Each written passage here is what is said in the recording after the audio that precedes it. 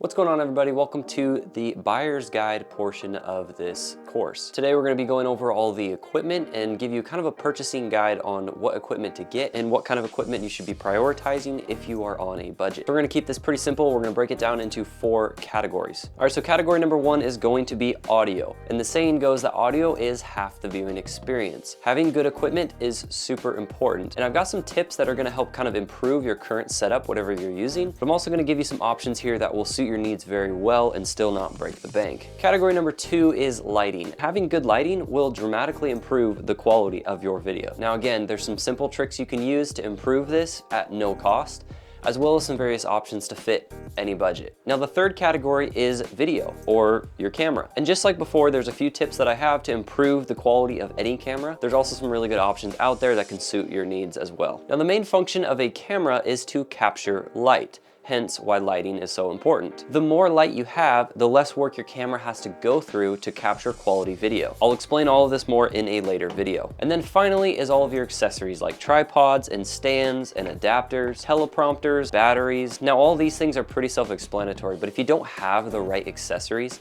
it can make trying to set up everything the way you want a major headache. All right, so kicking things off with audio, there are pretty much 3 different styles of microphones out there. Here are some of the options that I would recommend for anyone looking to get a quality microphone. So the first and probably most popular style of microphone is going to be your condenser studio mic. You see these things all over, whether it's in podcasts or just on YouTube. These things typically provide very high quality audio at a pretty decent price. Now the only downside to these is in order for them to work at their best, they need to be very close to your mouth. Now, typically with these condenser mics, they come with a boom arm, which allows you to mount it to your desk and put it wherever you need. The only other downside to this one is it runs off of a USB only. Now, depending on the setup that you're using to record video, it may make it a little more difficult because then you have to align the audio with the video in post-production. Now, the next one I would recommend is a lapel or clip-on microphone.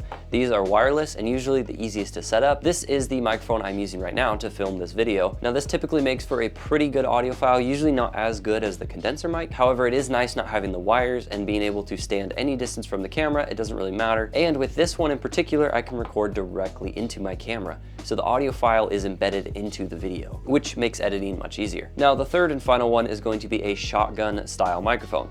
Now, how these work is they're designed to be very directionally pointed, and you can have one of these placed off the frame and you can still capture high quality audio from a distance. So if you really don't want a microphone anywhere in your scene, but you still want high quality audio, these are typically a really good option. However, these are pretty spendy, and to get a high quality one, you do need to pay for it. Now the next category is going to be lighting. Now this really depends on what will best fit your needs. Now you want to get a solid amount of soft light, but any light is really better than no light. If you don't have any budget for lighting, the best option is just to record in front of a window or use a very well lit room. Now the first thing I did when starting out is I actually went and bought one of these LED light bulbs. They're super cheap on Amazon, and you can just buy one of these little $10 lamps, screw it in, and it connects to your phone, and you can actually control the temperature and brightness of it. Okay, the next step up would be something like this. This is a battery powered handheld light. Now this is a tool that I use all the time, whether it be for an accent light or just a main light. Because it's battery powered, you can place it anywhere you want, and you can change it to RGB, you can run color, you can change the temperature.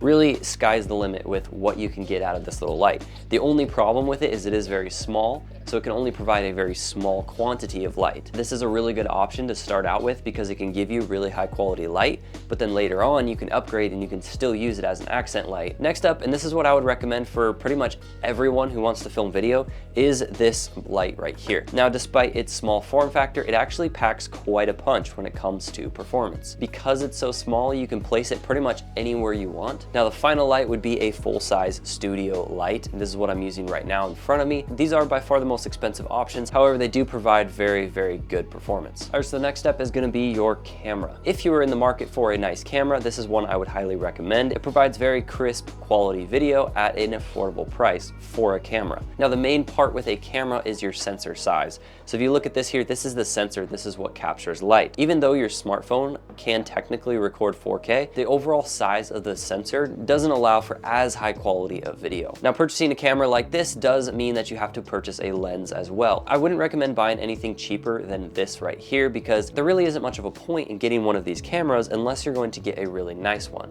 because smartphones nowadays are pretty darn good. Now, talking about recording with smartphones, we're gonna jump into the final category, which is all of the accessories that you're gonna need. So if you're gonna be recording with a phone, you are gonna need something like this. This is just a mount for a phone to go on a tripod. And as for tripods, I would recommend something like this. This is a folding one. It gets very, very tall if you want it to.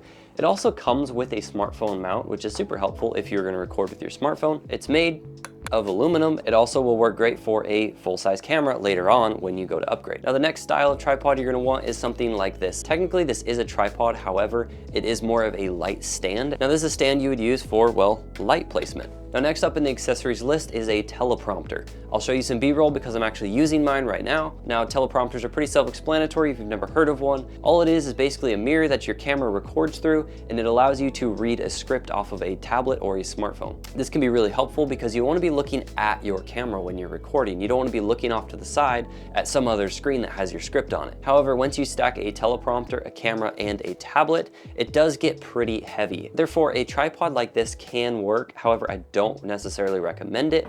There's some other options that are a lot more heavy duty that I would recommend. Now, I can't go over all of the accessories that you might need for your particular setup. It's just gonna take time to figure out what all you need, but don't skimp out on getting the right accessories for what you need. Don't try and make something work that's not supposed to work. It'll just end up being a big headache later on. For some of these other things aren't really accessories, but they do improve your setup, and that's gonna be everything that you're gonna have in the background of your video. So accent lights, I have like an old camera here.